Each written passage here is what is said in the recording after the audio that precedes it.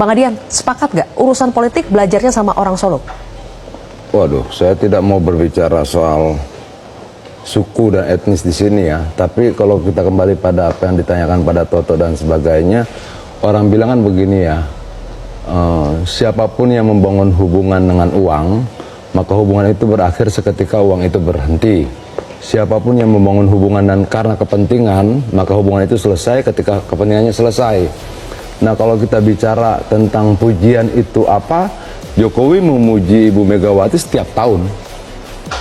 Setiap tahun dipuji. Kongres dipuji, 2022 dibilang sangat cantik, kemudian 2021 dibilang konsisten terhadap ide-ide kerakyatan. Sebelumnya disebutkan juga teguh menjaga ideologi dan NKRI dan sebagainya. Pujian itu mengalir terus.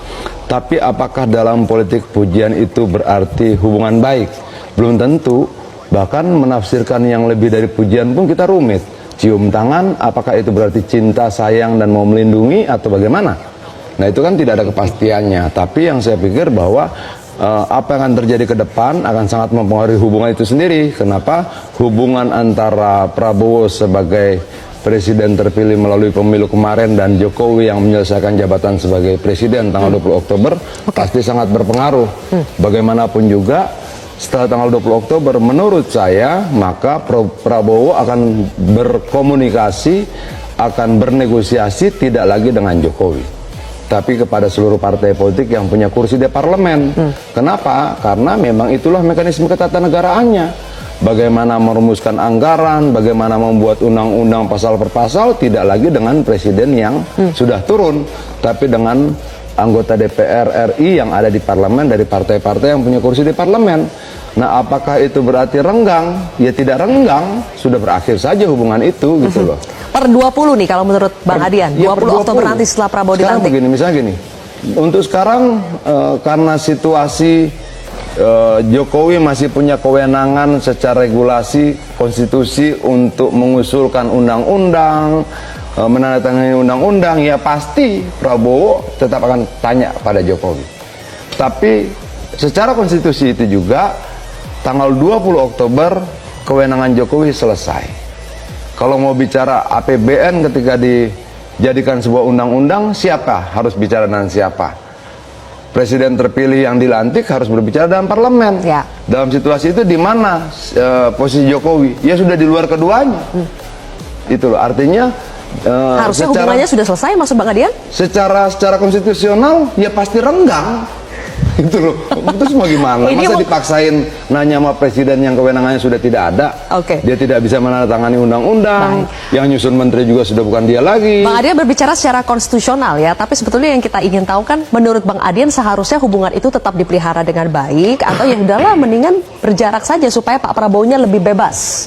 Oh, gini. Bagaimana hubungan secara personal itu urusan mereka ya. Tapi secara ketatanegaraan. Oke, halo teman-teman, kembali lagi bersama saya di channel ini. Salam NKRI harga mati. Teman-teman, dalam video ini kita telah mendengarkan sebuah edukasi yang disampaikan oleh Bung Adian Apitupulu. Tentunya hal-hal seperti ini menjadi sebuah pemahaman terbaru bagi kita dalam menilai perjalanan politik yang ada saat-saat ini. Nah, tentunya kita sebagai masyarakat Indonesia yang baik, yang peduli dengan negara ini, kita memberikan sebuah nilai-nilai yang positif untuk mewujudkan apa yang menjadi mimpi-mimpi bangsa ini. Nah, pada kesempatan kali ini teman-teman, saya akan membacakan beberapa komentar ya, ketika ditanya kepada Bang Adian, apakah Bung Adian Apitupulu tidak percaya lagi kepada orang Solo. Ya, bukannya tidak percaya, tetapi 10 tahun terakhir yang berkuasa adalah PDI Perjuangan. Itu artinya PDI Perjuangan mengusut seorang Jokowi mendapatkan suara terbanyak ya di beberapa daerah, dan sehingga beliau terpilih menjadi seorang presiden. Tetapi apalah daya kita sebagai masyarakat Indonesia yang dimana Jokowi lebih memilih tentang politik dinasti, yang lebih mendukung anaknya Gibran, walaupun sebenarnya masih banyak kejanggalan dalam pencalonan Gibran. Nah, inilah yang dikhawatirkan oleh masyarakat Indonesia, bagaimana menilai perjalanan politik yang dilakukan oleh seorang Jokowi yang terlalu berambisi berkuasa, yang hanya ingin mementingkan kepentingan pribadi tanpa melihat bagaimana konsekuensi dari apa yang ia lakukan. Pada kesempatan kali ini, masyarakat pun meminta bahwa suruh si Adian ngomong apa kabar tuh cucunya Umi Mega jadi anggota DPR pakai jalur substitusi alias kagak dipilih rakyat. Nah, tentunya teman-teman setiap kalangan itu ada masanya yang terjadi ya.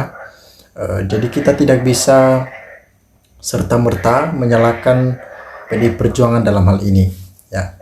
Karena lebih parah yang terjadi saat ini, dan ini akan menjadi catatan terburuk bagi pesta demokrasi yang dimana sulit untuk melihat sebuah perjalanan yang begitu luar biasa dilakukan oleh seorang Jokowi. Nah, tentunya tindakan-tindakan yang dilakukan oleh Jokowi ini menunjukkan sikap ambisi berkuasa yang menghalalkan berbagai macam cara, sehingga masyarakat pun sudah muak dan kapok ya terhadap tindakan-tindakan Jokowi yang begitu secara terang benderang ya. Intinya Pak Prabowo ingin mengembalikan Orde Baru. Ada yang mengatakan seperti itu, ya harus dipilih rakyat langsung. Kalau dipilih oleh DPRD ya percuma, sesuai kepentingan mereka akhirnya. Nah, menurut saya ini trik-trik mereka lagi dalam menghalalkan berbagai macam cara sehingga melakukan hal-hal seperti ini. Dan masyarakat pun udah pada pinter-pinter sekarang. Mereka udah tahu mana yang benar, mana yang tepat untuk didukung sebagai keputusan yang baik. Nah, yang kita harapkan saat ini yaitu Prabowo Subianto. Prabowo Subianto apakah mampu menjalankan tugas-tugasnya walaupun Jokowi merusak negara ini ya. Tatanan demokrasi dia sangat-sangat merusak hal tersebut. Nah, kita titipkan pergumulan ini di pundaknya Prabowo Gibran sehingga mereka menjalankan tugas-tugas mereka dengan bertanggung jawab lebih lagi. Itu yang kita inginkan. Nah, itulah partai yang selalu konsisten dan taat berdemokrasi bersama rakyat, makanya dari kecil sampai sekarang tetap ngefans PDIP. Nah, PDIP ya, walaupun posisi mereka saat-saat ini bisa dikatakan itu udah mau nyungsep begitu ya, tetapi mereka tidak tergiur dengan tawaran-tawaran yang memang menurut mereka itu kurang baik, yang tidak pro kepada masyarakat.